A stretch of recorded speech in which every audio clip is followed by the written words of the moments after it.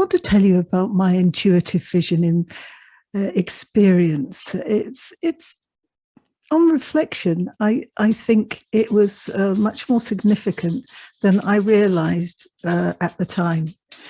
I gathered together some items which Mary Nonde had asked me to bring. She said I had to bring 6 items at random.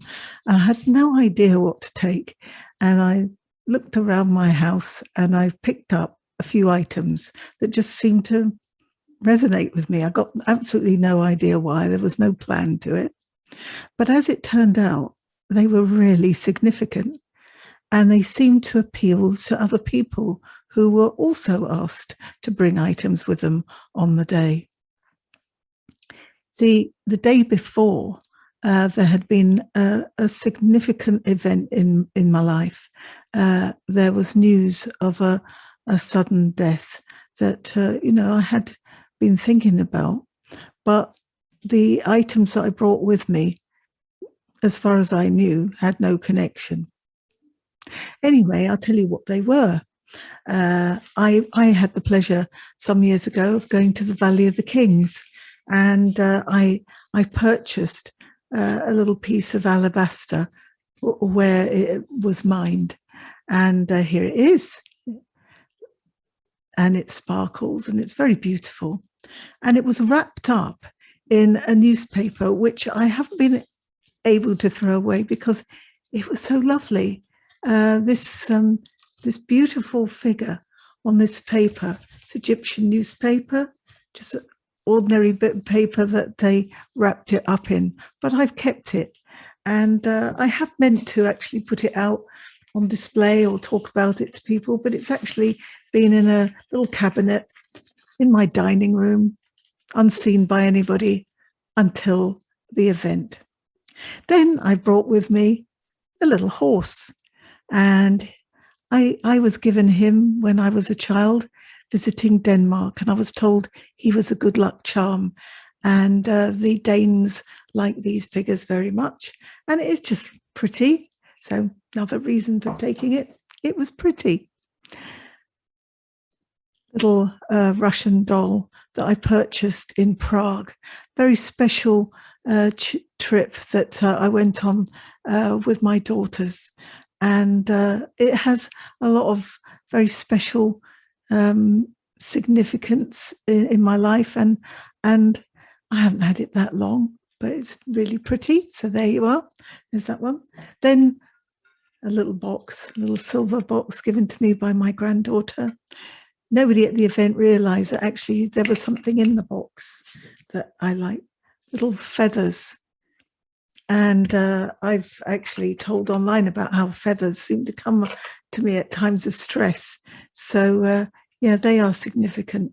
And I think when I'm given them, and I do believe I'm given them, that my loved ones who have passed on are sending them to me. And then finally, a little box. I suddenly thought, oh yeah, that'd be good. I brought that. I'd got that at the House of Commons. It actually contains humbug. And I just thought that was quite witty. But yeah, House of Commons. So there you are, my little bits and pieces that I brought with me on the day. And what we were told was that we'd be doing some sort of art installation. So I had them in my bag already. And then I attended the event, and there were a few ladies there, and they had all brought their little bits and pieces with them as well. And we were introduced to each other very briefly around the table. And Mary did a meditation session where, to get us into the zone. And I felt truly in the zone when she said, let's go and do the art installation. So there we went in with my little bits and pieces, and she said, place them on the table wherever you want. So I put mine out in little places on the table, and other people did the same with their things. And that was that. And then I noticed that some of my items have found their way together. Actually, there was one other item, this I'm so proud of this because I actually found this. It's a fossil, and I found this on a fossil trip with my daughter. She's so jealous that I found it. So anyway, there we are. Those are my bits, and they all got put out. I found actually that other people have brought fossils as well. So there must be some particular reason for that. I must look into it. But there you are. I felt drawn to bring my fossils with me. I noticed that there was a serenity prayer someone must have brought, and that was on the table with a beautiful silk scarf, blue, my favorite color, and that had been placed on it. Then someone had placed my House of Commons tin on it. And then the other thing that had happened was somebody had unwrapped my alabaster, and they must have liked the newspaper too and the picture. So they placed the alabaster on that alongside this lovely photograph. Well, David Amess had died on the Friday, and I had been thinking of him. And he was very significant to me because he debated a campaign that I ran advising people of the dangers of household glazing. It was a campaign that I ran for a year. It was very dear to my heart. And when I approached him about it, he wholeheartedly embraced it. And he presented an early day motion outlining the whole case to the House of Commons, something I am extremely proud of and very grateful to him for. And he did it in such a witty but very good way. He was a good presenter at that, and as a result, there has been a change in glazing law, and people are a lot safer. And that's something else, as a journalist, I'm particularly proud of. But why should all these bits and pieces come together? A prayer for serenity, Egyptian lady, alabaster, which I've looked into it since. It's the ancients regarded it as the symbol of death. Like it's what they use in white is what they wrap bodies in. Alabaster is very significant in Egyptology. So that was another little link. And it just seemed to me that everything was coming together like serendipity, and the fossils too.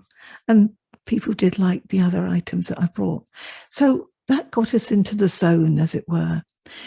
Prior to that, Mary had actually asked us all to think of an animal and tell her what animal came to mind. And for some strange reason, a chameleon came into my head. I said that was the animal I was thinking of. Now, people that know me would say, well, she would surely talk about a little Cavalier dog, not a chameleon. Why a chameleon? Mary also asked about colour. And was there a colour that was associated with that animal? And I said, well, I was thinking of a turquoise blue. Since the event, I've looked into chameleon, and that's all about communication, writing, that sort of thing. Well, how spooky is that? And equally, the turquoise has a significance too.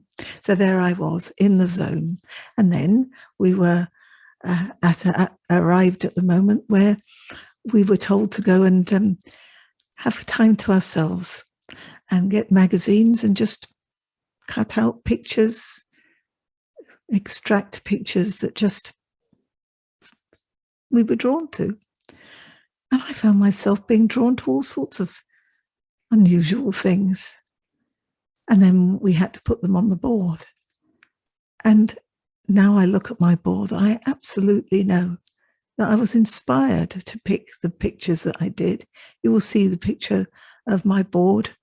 There's things that I think are revolving around at the back of my mind about things in the past, things in the future, things I'd like to do, things that if I'm lucky I will do.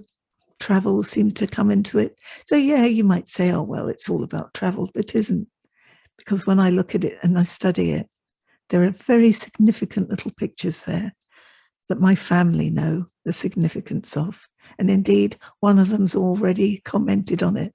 They just came to me, these pictures, and I put them at random. Now, some of the people in the room, I think maybe they're more artistic than I am. They certainly had more pictures than I did. I just felt, yeah, I did enough for that particular vision board.